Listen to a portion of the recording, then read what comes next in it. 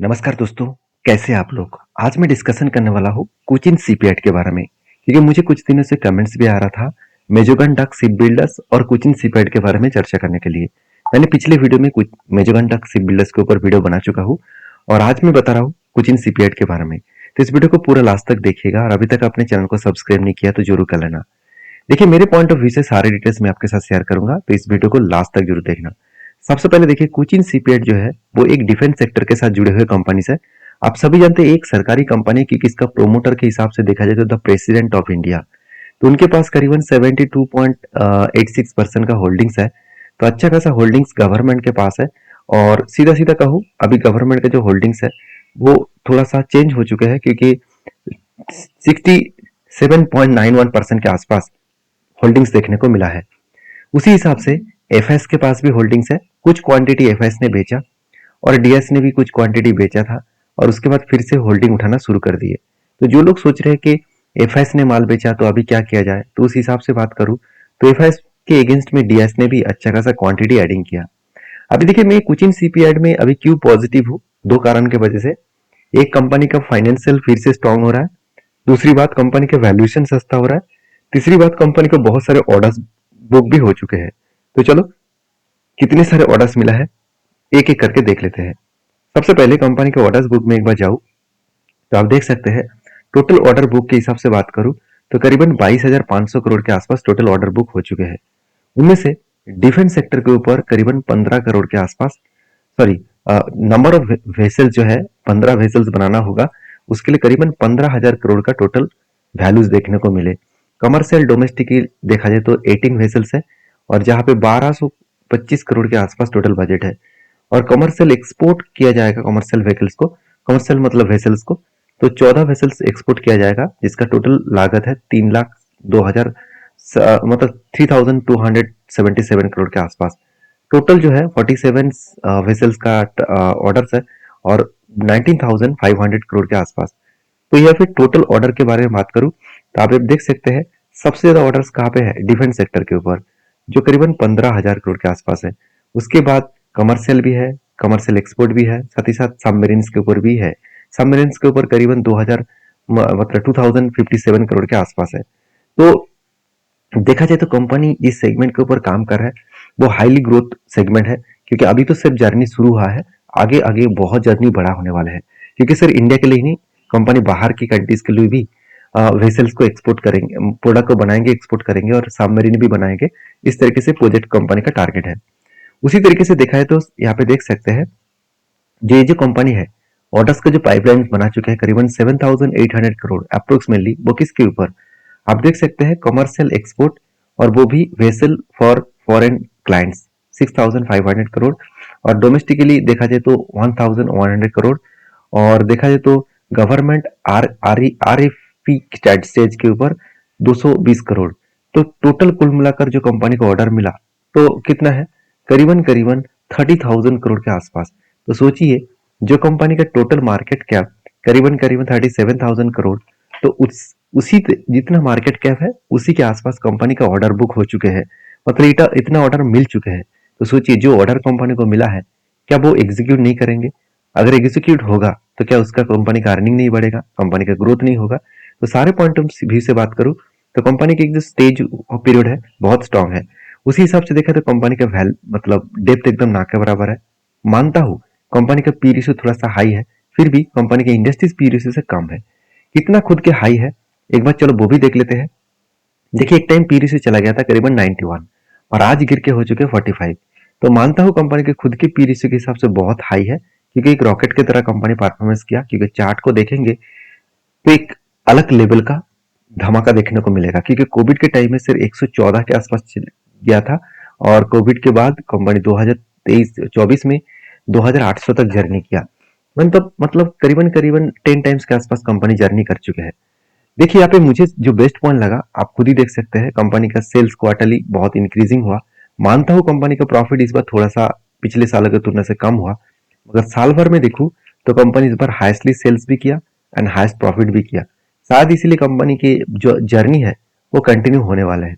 और सबसे important point क्या हो जानते हैं, कंपनी इस बार भी लास्ट कुछ 5 to 6 ईयर्स में कंपनी कंटिन्यूसली खुद के बिजनेस के ऊपर इन्वेस्टमेंट किए जा रहा है। तो यहाँ पे देख सकते हैं कंटिन्यूसली जो कंपनी खुद के बिजनेस के ऊपर इन्वेस्टमेंट किए जा रहा है और इतना ज्यादा प्रोजेक्ट भी कंपनी के हाथ में है, तो क्या वो कंपनी स्ट्रेंथ नहीं दिखाएंगे?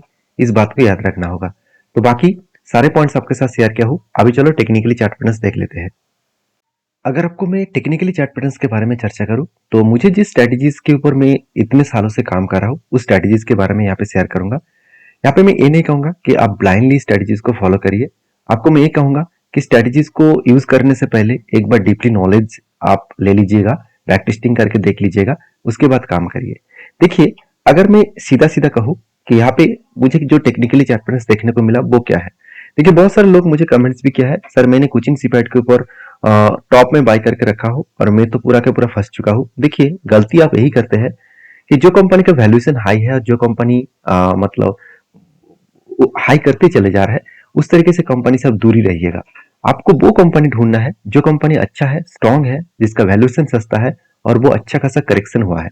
तो ओवरऑल अगर मैं टॉप से इस कंपनी के करेक्शन के बारे में बात करूं, तो करंट लेवल तक भी देखूं तो करीबन 50% का क्रैश हो चुके हैं। अगर टोटल लो के देखूं तो 60% क्रैश हो चुके हैं। तो क्या 60% का करेक्शन में कोई सिचुएशन बन चुके हैं? हाँ बिल्कुल। देखिए, ध्यान से देखना, यहाँ पे मैं कोई आपको रिकमेंडेशन नहीं कर रहा हूँ, आपको मैं सारी चीज समझाने का कोशिश कर रहा हूँ, तो प्लीज डीपली समझे।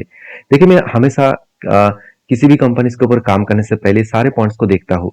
मेरा कोई एक्साइटेड मूड नहीं होता है कि चलो किसी भी टाइम में बाय कर लूँ, किसी भी टाइम में सेल कर लूँ, ऐसे बिल्कुल नहीं। मैं जब तक मेरे स्ट्रेटजीज को मैं फॉलो अप नहीं करता हूँ, जब तक मेरे स्ट्रेटजीज मैच नहीं करता है, तब तक मैं कोई भी काम नहीं करता हूँ। तो सीधा सीधा कहूँ, देखिए यहाँ पे आप देख सकते हैं किस तरीके से यहाँ पे जो लाइन्स है, ध्यान से इस चीज को देखना। यहाँ पे जो लाइन्स है, ये जो लाइन्स है, ये ग्रीन वाला लाइन को कहा जाता है 50 डेज मूविंग एवरेज, और जो ये रेड वाला लाइन है इसको कहा जाता है 200 डेज मूविंग एवरेज, जो मैंने ऐड किया। और ये ब्लू सॉरी ब्लैक वाला लाइन को कहा जाता है 300 डेज मूविंग एवरेज। तो ये तीनों लाइन को मैंने ऐड किया, तो रूल्स क्या मैंने क्रिएट किया, तो रूल्स के हिसाब से जब भी इस 50 डेज मूविंग एवरेज 200 को भी ब्रेक डाउन करे और 300 को भी ब्रेक डाउन करे, उस जगह को मार्किंग करना है। तो मुझे फाइनली कहाँ पे मार्किंग देखने को मिला, तो कुछ देखा जाए तो इस तरीके से सिचुएशन में देखा जाए तो इस कैंडल में मार्किंग करना चाहिए। तो फाइनली यहाँ पे मैं मार्किंग करूंगा। तो यहाँ पे मार्किंग तो किया, तो ये मेरा मार्किंग तो हो चुका है। अभी मेरा आ, मतलब हाईएस्टली लेवल कौन सा होगा, जिस लेवल तक मैं इंतजार करूंगा वो लेवल रहेगा इस कंपनी का टॉप लेवल, मतलब एकदम पिक लेवल। तो पिक लेवल तक अगर देखूं, तो मैं करंट से अगर पिक लेवल तक देखूं, तो ओवरऑल जो सिचुएशन क्रिएट हो सकते हैं करीबन करीबन 144%। देखिए, 144% अगर मुझे 2 साल में मिले तो मेरे लिए बढ़िया रहेगा। तो इसलिए मैं इस कंपनी के ऊपर जरूर इंतजार करूंगा। बाकी देखिए, मैं बैक टेस्टिंग करके आपको एक बार दिखा देता हूँ क्या सचमुच इस तरीके से सिचुएशन पहले भी बना था। तो चलो एक बार आपको छोटा सा बैक टेस्टिंग करके दिखा देता हूँ। मैं थोड़ा सा जूम करके आपको दिखाऊंगा। देखिए, अब 200 डेज नीचे तो आया था, मगर सॉरी 50 डेज नीचे तो आया था, 200 डेज को ब्रेक डाउन किया, मगर 300 डेज को ब्रेक डाउन नहीं कर पाया। तो स्ट्रेटजीज को मैं यूज नहीं करूंगा। तो मुझे वो लेवल ढूंढना है जिस लेवल में फाइनली ब्रेक डाउन किया है। तो फाइनली ब्रेक डाउन कहाँ पे किया, देखिए 2022 में कुछ इस तरीके से सिचुएशन में ब्रेक डाउन हुआ था। कब हुआ था, देखिए कुछ इस तरीके से लेवल्स में ब्रेक डाउन हुआ था। उसके बाद देखिए भारी भरकम करेक्शन तो हुआ। भारी भरकम करेक्शन मतलब जहां पे ब्रेकडाउन हुआ उस लेवल से कितना करेक्शन हुआ मुझे देखना है। क्या अगर 30% करेक्शन हुआ, 30% करेक्शन नहीं हुआ, तो मैं यहाँ पे कोई भी एवरेज नहीं करूंगा। तो हुआ नहीं तो कोई बात नहीं, मैं इंतजार करूंगा इसका टॉप लेवल तक। इसका पीक लेवल कहाँ तक था, इसका पीक लेवल एक बार मैं मार्किंग करूंगा। इसका पीक लेवल था एकदम टॉप, मतलब लाइफ टाइम जो हाई था उसी लेवल तक। तो इस लेवल तक मैं अगर मार्किंग करूं तो कितना मुझे गेन मिला और कितने दिनों में मिला, चलो एक बार मैं आपको दिखा देता हूँ। देखिए, सब कुछ खेल जो है ना, सब कुछ प्रैक्टिस का है, सब कुछ आपका एक्सपीरियंस का है। तो आप अगर कहेंगे सर क्या सब कुछ एक्सपीरियंस इजीली मिल जाएगा, बिल्कुल नहीं, इसके लिए आपको मेहनत करना होगा। देखिए 378 डेज में कितना मिला, 69%। तो देखिए, एक साल में अगर मुझे कोई कंपनी 70% के आसपास रिटर्न दिया, तो मेरे लिए बढ़िया बात और क्या हो सकते हैं। तो ये तो एक एक पॉइंट गया। और भी देख लीजिए कोविड के टाइम में क्या हुआ। कोविड के टाइम में क्या हुआ वो भी देख सकते हैं। कोविड के टाइम में अगर मैं यहाँ से देखूं, तो कोविड में भी फिर सेम टू सेम इस लेवल से ब्रेकडाउन हुआ, कुछ इस तरीके से लेवल्स में ब्रेकडाउन हुआ। तो इस तरीके से लेवल से ब्रेकडाउन हुआ, करीबन करीबन देखा जाए तो इस तरीके से लेवल्स में। तो यहाँ पे भी मैं पीक लेवल तक देखूं तो हाई तो यहाँ पे ही बनेगा ना। तो यहाँ पे हाई बनेगा तो मतलब कंपनी ने टोटल, सॉरी एक बार मैं मार्किंग कर लेता हूँ। तो देखिए यहाँ पे जो लेवल्स लो से मैं अगर टच किया और टॉप तक मैंने मार्किंग किया तो कितना गेन मिला, तो करीबन करीबन 165% रिटर्न मिला, करीबन 963 डेज। तो 963 डेज का मतलब क्या होता है, 963 डेज डिवाइड बाई आपको 365 करना होगा, तो करीबन करीबन 2.5 साल। देखिए 2.5 साल में कंपनी ने 165% का रिटर्न दिया, पैसा 1.5 गुना कर दिया 2.5 सालों में, तो इससे बढ़िया बात यार और क्या हो सकते हैं। इस तरीके से स्ट्रेटेजीज को मैं यूज करके काम करता हूँ, बाकी आपकी मर्जी। आप प्लीज इसको ब्लाइंडली फॉलो मत करिए, आपके एडवाइजर के साथ बातचीत करिए, उसके बाद काम करिए। मिलते हैं नेक्स्ट वीडियो में। अगर वीडियो अच्छा लगे तो प्लीज लाइक कर देना। Thank you.